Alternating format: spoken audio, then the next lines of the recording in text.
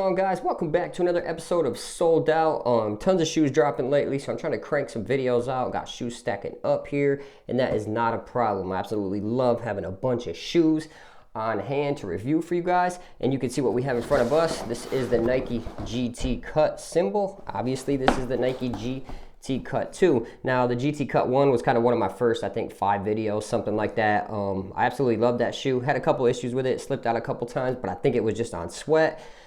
A couple people were hitting the floor. We were going hard at the Y for some reason, but yeah, no complaints really on the GT Cut 1. I wish I wouldn't have sold my Think Pink pair because that was the last GT Cut that I actually got to cart, but I can't turn down $750 for a sneaker, so I had to get rid of it to restock some more so I could drop some videos for you guys. The GT Cut 1 obviously was a main staple shoe last year. It was one of the dopest shoes out. It's one of the dopest shoes I've played in. It's the sneaker that's closest to the Kobe, I guess you could say. I love what they did with the Nike GT Cut. I thought when that sneaker came out that should have been a Kobe, but apparently that was its own. That thing's been in progress for years before the Kobe stuff happened. So with that being said, let's hop right into it and get the weight on this sneaker. This sneaker feels heavy to me. I'm gonna say it's about 14, even in a size 7.5. Let's see what it weighs. And I'm not even close. How? Man, the Jordan 37 feels lighter than this thing. 12.5 it is. So the sneaker weighs 12.5, guys. So that's fairly light from what I've been playing in lately. If I got my size 8, maybe it's 13. At first I weighed it and I had this out of it. So that kind of made a big difference. And I was like, how is this sneaker only 10? But still, putting it on there and it's 12, that's a pretty light sneaker for, I mean, all the tech and the thickness of this sneaker. Now, working from the top to the bottom, as we always do, heel slip-in comfort felt great. Nice padding around there. It's nothing like too plush, but it feels great on foot. I love it. No issues with the heel slip-in comfort. Now, heel lockdown. Heel lockdown was great. Do my normal thing, play 15 minutes, 10, 15 minutes later, tie it back up. Felt great, felt locked down, no issues whatsoever with heel lockdown. Now down onto the laces. The laces were some nice flat laces. They felt a little bit thicker than like the Jordan 37 laces, and the Jordan 37 laces were actually pretty nice. You guys can see that. It's pretty thick, it's black, so it's probably not gonna show up on camera very good, unfortunately, but yeah, it's just a black lace, flat lace, and it's very thick. It does not feel cheap. It doesn't feel like the Luka ones or anything like that. Now, down onto the tongue. The tongue is a neoprene type material. Now, the first sneaker was a neoprene tongue as well, but it was strictly neoprene. This has a little bit padding right here at the top. You guys can see that little bit of padding, and then the neoprene runs right down here. Tons of ported holes. Not sure if the camera's going to pick that up for you guys, but there is tons of porting on the tongue. You guys already know that I love that very much.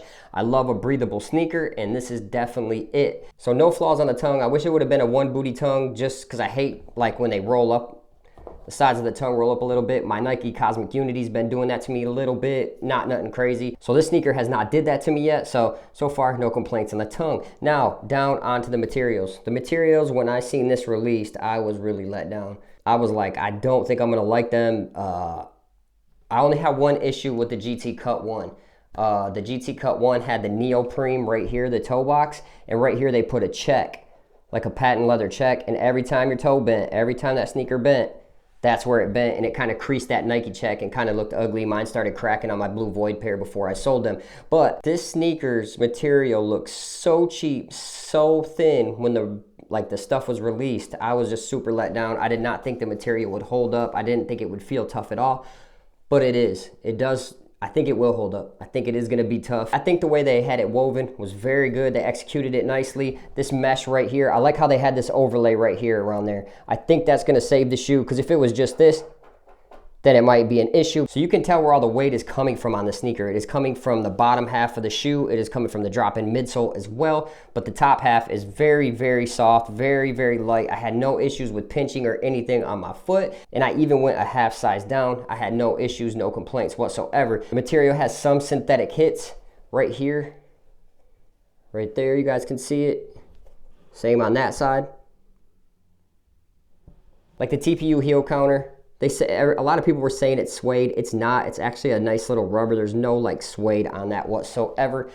And yeah, I had no issues with the material on the GT Cut 2. I actually liked it. They were very breathable. Now, as far as playing with this outdoors, I wouldn't recommend it if you get this stepped on and stuff like that. Not sure how reliable it's gonna be if you're outside and toe dragging and stuff like that. I am not gonna find out. I am not gonna take my Nike GT Cut 2s outdoors. Now on the support and lockdown. Support and lockdown, I had no issues whatsoever. Even with the lightweight mesh, it still felt very supportive. You got the Nike checks, the plastic Nike checks right here, which are fairly hard. And then you have this right here that comes up on both sides of the sneaker. So yes, guys, it was very supportive. It wasn't as wide as I thought it would be. I think it's a little bit more narrower than the GT Cut 1, but not by much. But it still felt very stable. Stability wasn't an issue in this neither. There's no outrigger, but this pokes out pretty far over here, but it's not like a pronounced outrigger like in the Zion 1s or like the PG 5s. So support and lockdown on this sneaker was very good. Now, down onto one of my favorite parts about the GT Cut 1, GT Cut 2,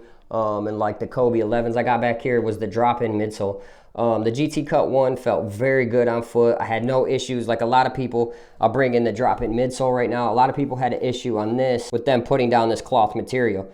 I don't really have an issue with it that much. I think you do get more comfort in the GT Cut 1.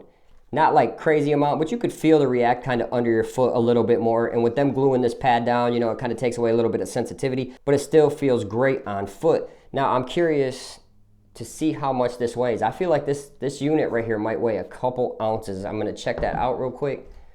Exactly 2 ounces. So this weighs 2 ounces. So this would be like 10 and a half or something like that when this is removed. Now onto what's underneath this. You got this hex unit right here. They were saying how bad it was and it was like an awful idea to put that in there. I thought it felt good. I think they did a good job with the placement. My heel strikes that every time. You can feel that a little bit. And you do got to break in the Zoom Strobel. So I stress that to a lot of people. If you're not 180 plus, you won't get like the maximum cushion as say a bigger guy would. You know what I mean? Like me at 150 pounds, I feel like I don't get the maximum cushion like a 180 or a 220 pound guy would get out of this sneaker, or out of a lot of sneakers as a matter of fact. Now the Zoom Strobel, you guys can see it, it's right there. Got a nylon Strobel pad stitched over top of it, and you cannot really compress the zoom unit in this. I guess I get why they did it, probably stability, but I'm sitting here trying to push it down and it is very, very firm. I don't know what the PSI is, but it's probably the hardest Strobel that I have ever felt, like out of the KD 14s, KD 15s, GT Cut 1s. The PSI in the Strobel unit is very, very high, so I really didn't get to feel like that crazy maximum cushion that everybody's talking about. It just, on my pair at least, I really couldn't feel it left or right. And I don't know, maybe if this liner right here takes away from it, but I doubt it would take like that much away, just that thin liner. Now, you could feel good heel impact protection. You didn't feel like you were kind of walking on air, but you could feel it was there. Like the hard impacts, it didn't really hurt that bad. You could feel there was something underneath you. And I think it wasn't just this Strobel, but I think it was more this hex pad right here, guys. Love what they did for the cushion on this. I think they tried to make the PSI on that higher to still get like a good court feel, you know what I mean? And this right here does get thinner as you go down.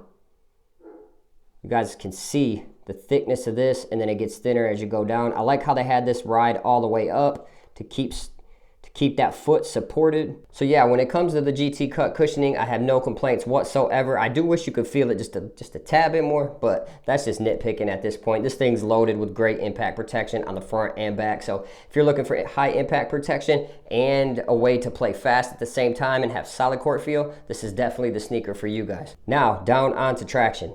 I love the traction on the GT Cut 2. Started off in the cleaner gym. No issues whatsoever, no slip outs, it did feel like a little bit slippery at first, not like dangerous slippery, but you could just kind of feel it sliding out. Ran a couple laps, warmed it up, and it was sticking like glue all over. Took it down to the other gym that's not as clean, and it still hung with the best of them. I wouldn't say it's top tier traction, it's not Curry 8s, Curry 9s, PG 6s even. It might be just like right under the PG 6s, but the traction is still fairly good on the GT Cut 2s. I enjoyed it. I had no issues. It wasn't dangerous feeling or anything like that. They got this new technology right here. I don't know if you guys can see that. It's called smear technology. Not sure why smear just don't sound good if it sounds like slide in and stuff like that, but I guess what it is supposed to smear with the ground, grab the ground, something like that. But to me, smear is still slipping. I want something like the Flow 8 flow 9s traction, you know, no slip, whatever. But I mean, I get their company, they're trying to push new stuff, but the idea is pretty dope. Now there's tons of herringbone lines right through here. You guys can see those. There's also micro lines as well. Get a close up of that. You can see those fine lines in between, and I think that's what helped the traction so much. When I first seen this released, I couldn't see the micro lines in here, so I was like, oh man, I feel like that's gonna be slippery and hard, but the rubber's actually pretty soft. I definitely would not play with this outside, like ever. Don't recommend you, I mean, unless it's towards its end life, you're getting ready to get rid of it, and you just wanna go outside and hoop in it or something like that for the comfort and the cushioning, that's fine, but otherwise I would not play with this sneaker outside. So down on the recommendations, pretty much anybody in the league, any style player could rock this sneaker. I feel like this will be an excellent point guard shoe, shooting guard shoe, small forward shoe. I think it'll be in the top 5 most shoe worn next year. If it's not this, it'll be the GT Cut, PG6, something like that will be in the top 5. But even bigs could wear something like this. Now, if you're a mobile big, I would say like, if you're, you know, you got that Anthony Davis style game, Evan Mobley style game where you move, you pivot, stuff like that. I could even see bigs like that wearing this. You get your maximum impact protection. You got the heel hexagon unit right here. And I just think even bigs could benefit from wearing this shoe. If you got bad knees, definitely could benefit. Shin splints could benefit. Ankle issues, I think you would benefit from this.